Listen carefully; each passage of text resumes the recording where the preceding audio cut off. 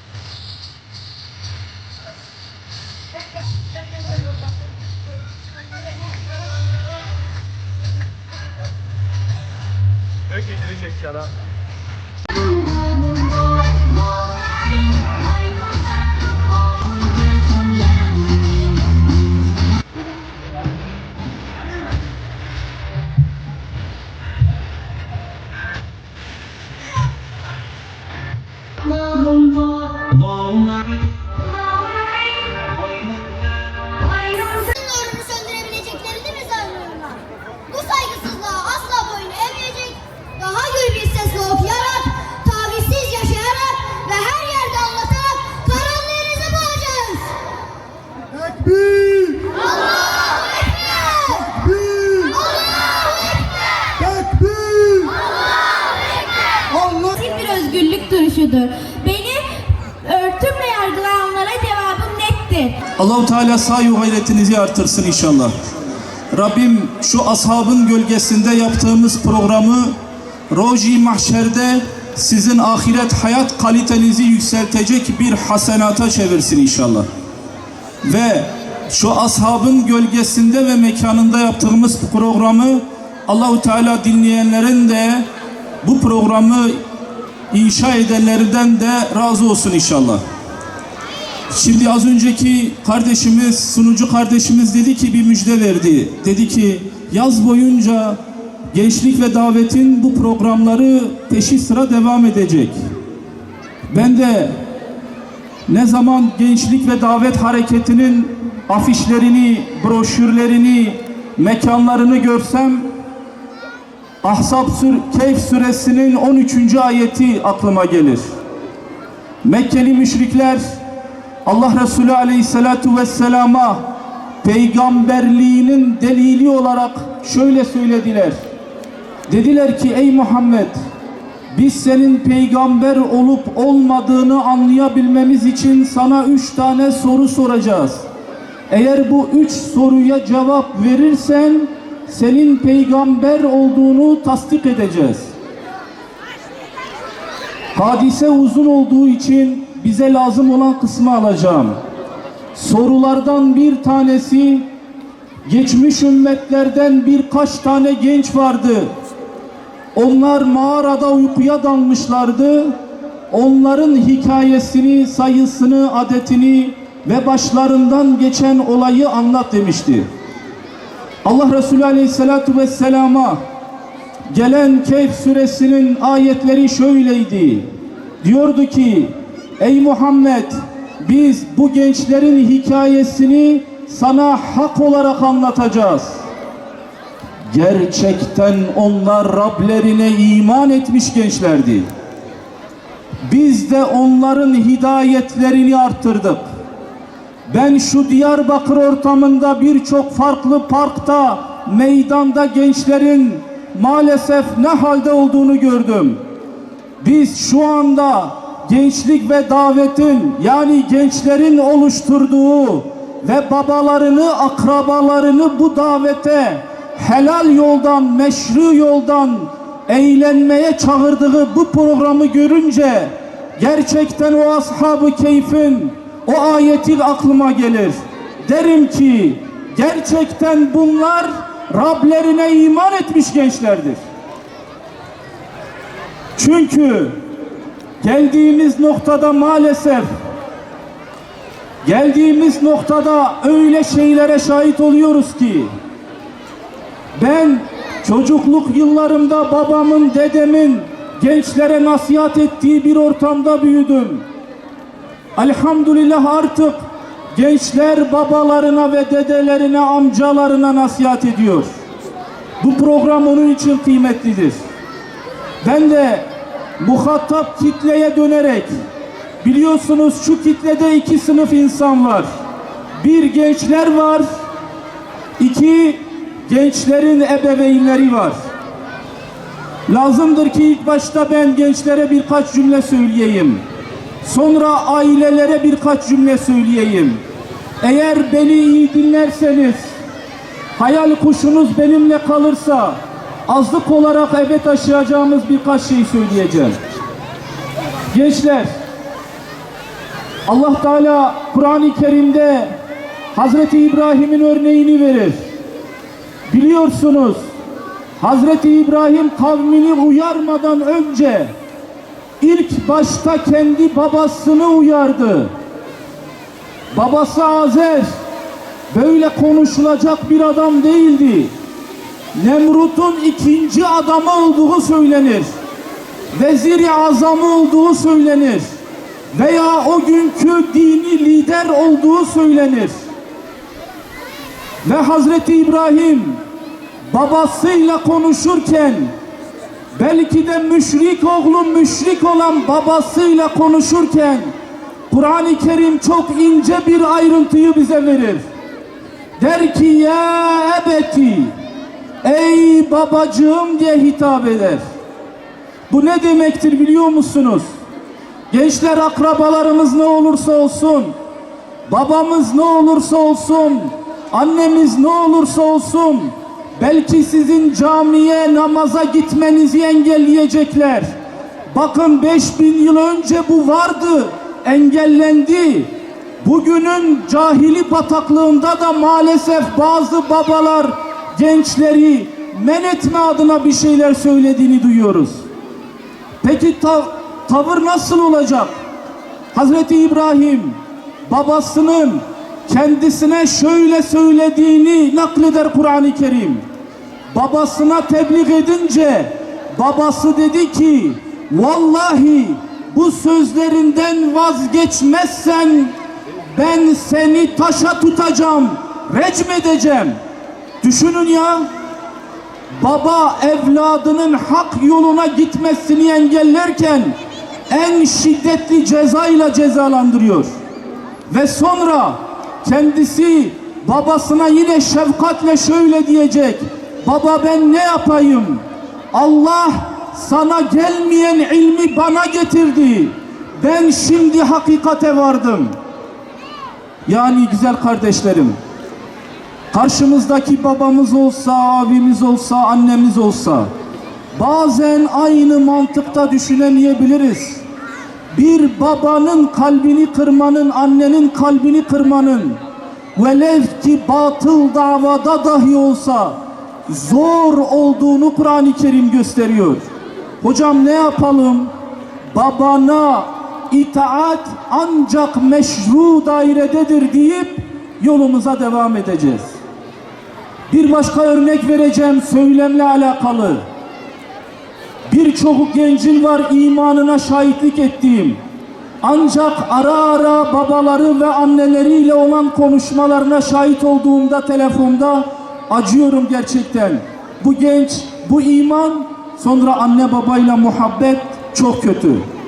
Bakın Kur'an-ı Kerim Hazreti İsa'nın doğumunu şöyle anlatır. Der ki Meryem kavminden ileri bir yere gitti. Sonra İsa Aleyhisselam'ı doğurunca Meryem dedi ki şimdi ben kavmime ne diyeceğim? Keşke bu dakikadan önce ölseydim de gidip bu çocuğu doğurmasaydım. Allah-u Teala dedi üzülme. Sen oruç tut, konuşmama orucu. Biz bu işi, senin savunma işini oğlun İsa'nın üzerinden yürüteceğiz. Şimdi şahit olun, gök kubbe o gün İsa'nın doğumunu müjdelemiş. Kainattaki bütün varlıklar bu gelen Mesih'in doğumunu müjdelemiş. Çocuk kucağında. Allah aşkına öyle kendinizi orada hissedin. Ve Hazreti Meryem sürekli işaret ediyor. Bana sormayın, çocuğa sorun. Bana sormayın, çocuğa sorun. Ayet-i kerime diyor, "Kâle inni abdullahi." Öyle bir cümleyle başlıyor ki ve Hazreti İsa konuşmaya başlıyor. Diyor ki, soruyorlar, ey çocuk konuş, sen kimsin, necisin, ne üzeri gönderildin? Çocuk da diyor ki, "Kâle inni abdullahi, âtâniyel kitâbe ve cealeni nebiyya." Ben Allah'ın kulu, Meryem'in oğlu Mesih'im ve ben nebiyim. Allah bana hayatta olduğum süre boyunca namazı ve zekatı emretti. Bu bir peygamberlik müessesesidir. Bu cümle gayet nettir, önemlidir. Ama ben sizin nazarınızı şuraya çekiyorum. Ve Allah bana şunu emretti. Peygamber dahi olsan annene karşı zorba ve cebbaren şakiyye ve ona karşı kötü olma. Anlatabiliyor muyum bilmiyorum.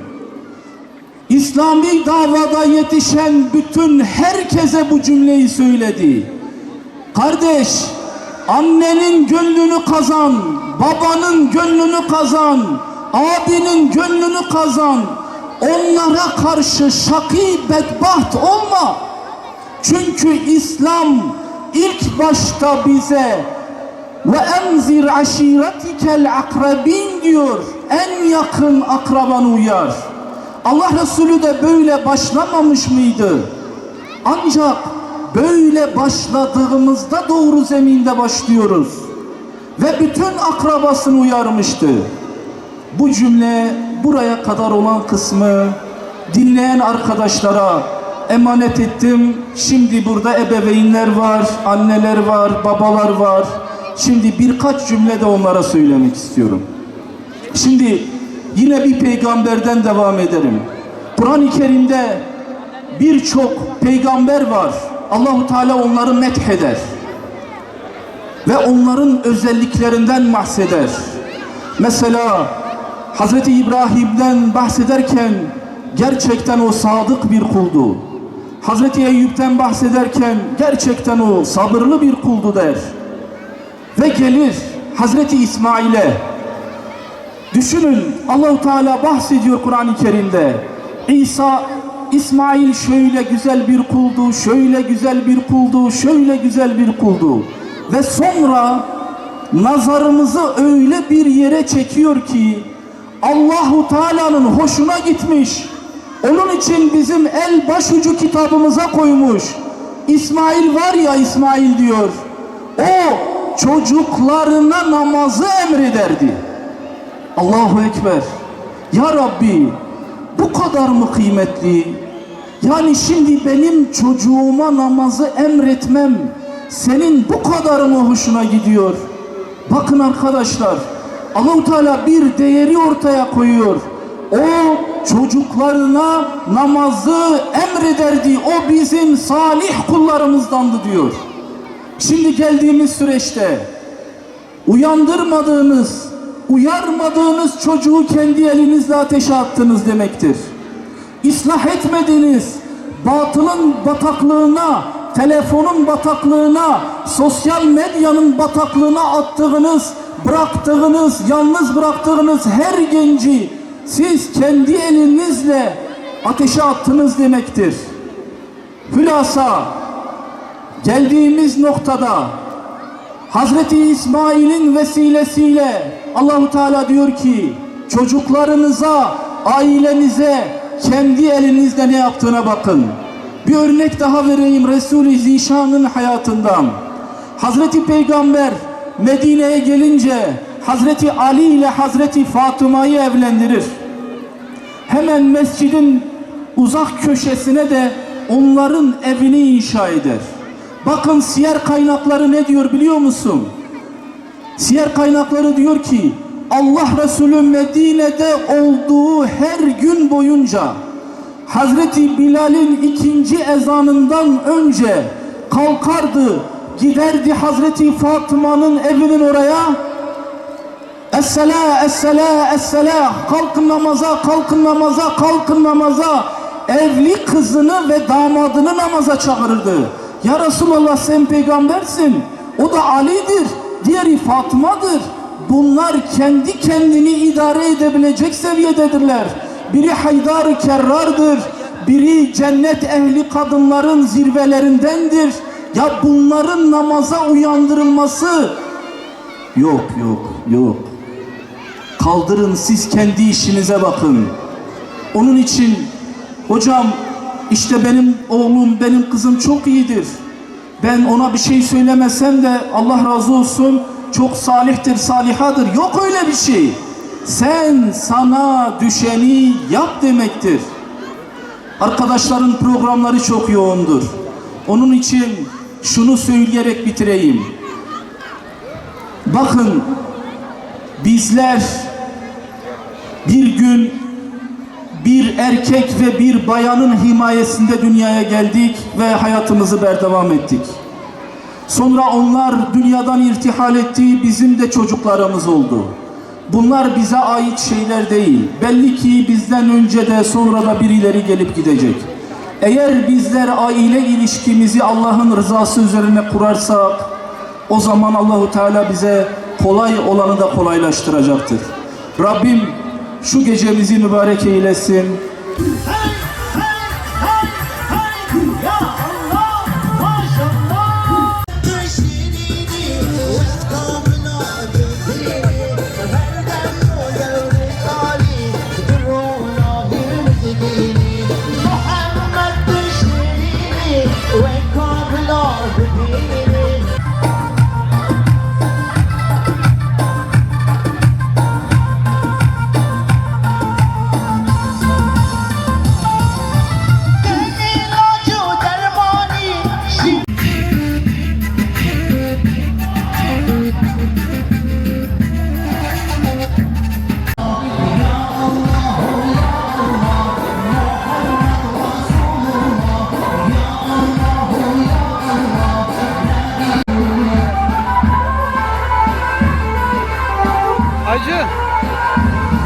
Hacı Sura çıktım, buradan çok güzel fotoğraf çıkıyor ha. Ha, seni bekliyorum. Bekliyorum seni.